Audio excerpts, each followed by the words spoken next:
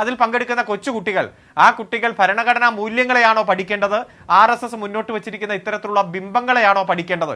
Governor തന്നെ അതിൽ ഇട്ട് മാലയിട്ട് പൂവിടുന്നു, വരുന്നവരെല്ലാം നിർബന്ധിച്ചിടുന്നു. ആ ഒരു സാഹചര്യം വന്നാൽ ആ കുട്ടികളിലേക്ക് ഭരണഘടനാ മൂല്യങ്ങളെ തള്ളിക്കളഞ്ഞുകൊണ്ട് ഇത്തരത്തിലുള്ള ബിംബാരാധനയുടെ മൂല്യങ്ങളെ RSSന്റെ അജണ്ടയെ കുത്തിനിറക്കുക എന്ന ഉദ്ദേശം തന്നെയാണ് ഇവിടെ ഗവർണറും ഗവർണറുടെ ശരിവെച്ചുകൊണ്ട് പറയുന്ന ഈ പരിവാരങ്ങളുമെല്ലാം ഉദ്ദേശിക്കുന്നത്. അത് ഒരിക്കലും ഈ നാട്ടിൽ നടക്കില്ല. ഭരണഘടനയാണ് സുപ്രീം. ആ ഭരണഘടനാ മൂല്യങ്ങളെ ഉയർത്തിപ്പിടിക്കും. ആ ഉയർത്തിപ്പിടിക്കുന്ന മൂല്യങ്ങൾക്ക് വേണ്ടി ഏതറ്റം വരെ പോരാടും.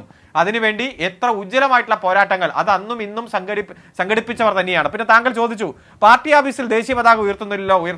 ദേശീയ പതാക ഉയർത്തേണ്ട പരിപാടികൾ ദേശീയ പതാക ഉയർത്തും, പാർട്ടി ഓഫീസിൽ കൊടികൾ ഉയർത്തുമ്പോൾ പാർട്ടിയുടെ കൊടി ഉയർത്തും.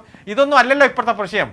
ഇവിടെ തുടർച്ചയായി ഗവർണറുടെ ഓഫീസിനെ ഉപയോഗിച്ചുകൊണ്ട് BJP ഇതര സംസ്ഥാനങ്ങളെ തകർക്കാൻ വേണ്ടി നടത്തുന്ന രാഷ്ട്രീയ